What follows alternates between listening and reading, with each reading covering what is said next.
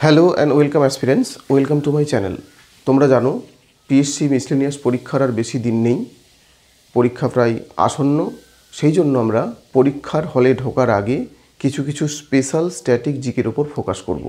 আজকে আমি তোমাদের জন্য নিয়ে এসেছি Indian classical dance. Indian classical dance আমরা একটু ডিটেল স্টাডি করব, যাতে এক্সামে আমাদের কোনো অসুবিধে না হয়।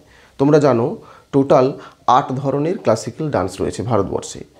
তার মধ্যে প্রথম যেটাকে আমি বলবো সেটা হচ্ছে ভারতনাট্যম। ভারতনাট্যম কোথা থেকে উৎপত্তি লাভ করেছে?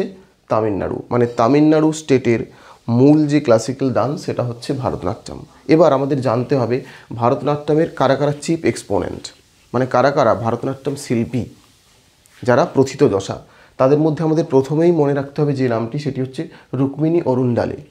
পরীক্ষাতে কিন্তু বারবার আসে, সেন্ট্রাল এবং স্টেট দু ধরনের কম্পিটিটিভ এক্সামেই কিন্তু এই রুক্মিণী অরুণডালের নামটা তোমরা পরীক্ষাতে পাবে। এবং দ্বিতীয় যেই নামটি গুরুত্বপূর্ণ সেটা হচ্ছে সিভি চন্দ্রশেখর।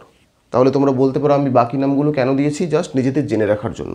কখনো কখনো ওগুলো হয়তো পরীক্ষাতে চলে আসতে পারে, কিন্তু মনে রাখবে রুক্মিণী অরুণডালে এবং CV Chandrasekhar, this two personalities are the chief exponents of Bharatanatyam classical dance.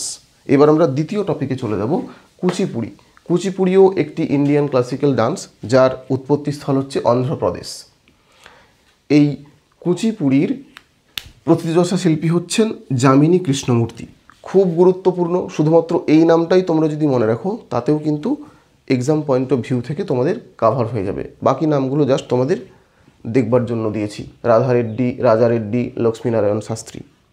মূলত যামিনী কৃষ্ণমূর্তি হচ্ছেন কুচিপুড়ি ডান্সের, আমরা যদি একদম প্রথিতযশা ব্যক্তিত্ব বলি, তোমাদের কোশ্চেনে এরকমও দিয়ে দিতে পারে যে Jamini Krishnamurthy is associated with which of the following classical dances of India.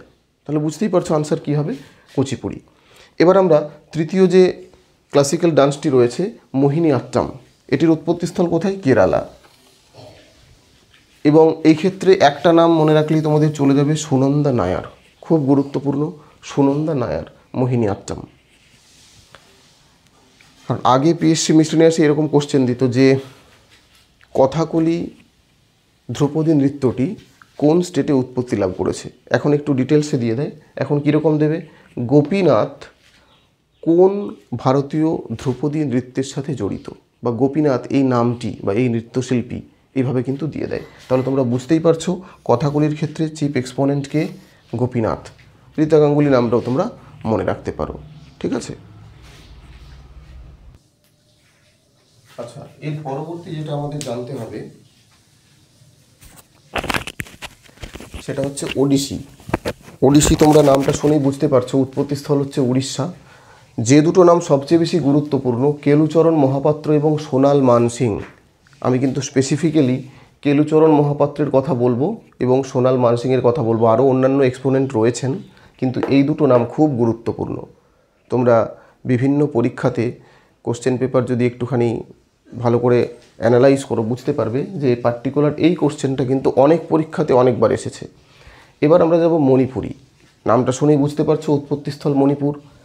এই ক্ষেত্রে মণিপুরিতে আগে অতটা দিত না, কিন্তু রিসেন্ট ট্রেন্ড বলছে, হঠাৎ করে তোমাকে যদি বলে দেয় গুরু বিপিন সিং নিম্নলিখিত কোন ভারতীয় ধ্রুপদী নৃত্যের সাথে জড়িত, তখন কিন্তু হঠাৎ করে তোমরা আকাশ থেকে পড়বে।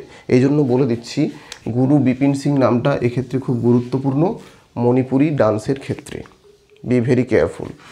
নেক্সট সাত্তারিয়া। সাত্তারিয়াটাকে আমি স্পেসিফিক্যালি মার্ক করে রেখেছি, কেন বলো তো? কারণ সাত্তারিয়া নামটা শুনে আমাদের মধ্যে একটা ধারণা কাজ করে যে এটা বোধহয় একটা ফোক ডান্স বা লোকনৃত্য, কিন্তু না। ভারতবর্ষের যে 8টি ক্লাসিক্যাল ডান্স স্বীকৃতি পেয়েছে তার মধ্যে এটি একটি, সাত্তারিয়া।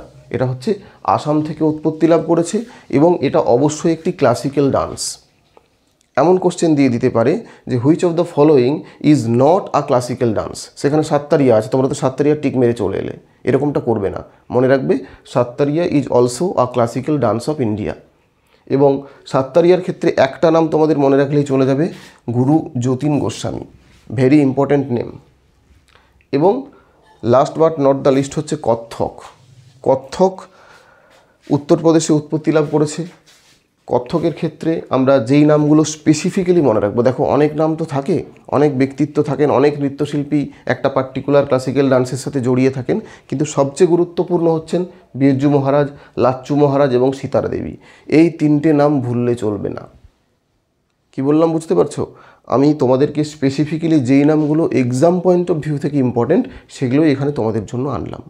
ঠিক আছে, তো এই হচ্ছে আমাদের টোটাল 8টা ইন্ডিয়ান ক্লাসিক্যাল ডান্সের ছোট্ট করে একটা সিনপসিস তোমাদেরকে দিলাম, যেগুলো পরীক্ষার হলে ঢুকে যাওয়ার আগে তোমরা অবশ্যই দেখে যাবে। এটুকু আমি তোমাদের কাছে রিকোয়েস্ট করব। এবং আরও একটা অ্যানাউন্সমেন্ট তোমাদের সামনে আজকে আমি করে দিই ভিডিওটি শেষ করার আগে। সেটা হচ্ছে, যেহেতু আমার হাতে সময় খুব একটা বেশি থাকে না, একটা টাইট শিডিউল থাকে আমাদের, সেই জন্য এরপর থেকে WBCS এবং মিসলেনিয়াসের বিভিন্ন গুরুত্বপূর্ণ টপিক নিয়ে মধু ম্যাম তোমাদের জন্য ভিডিও আনবেন। ঠিক আছে, তো আশা করি তোমরা আমাকে যেভাবে কোঅপারেট করেছো, আমার ভিডিওগুলোকে সাপোর্ট করেছো, সেইভাবে তোমরা মধু ম্যামের ভিডিও সাপোর্ট করবে। তো আজকে আর বেশি কিছু বলছি না, তোমাদের জন্য অনেক শুভেচ্ছা রেখে, অনেক ভালোবাসা জানিয়ে আজকের এই ছোট্ট ভিডিওটি শেষ করলাম। যদি ভালো লাগে তোমরা ভিডিওটিকে লাইক করবে, বন্ধুদের সাথে শেয়ার করবে এবং যারা নতুন তারা অবশ্যই চ্যানেলটিকে সাবস্ক্রাইব করবে। Thank you all.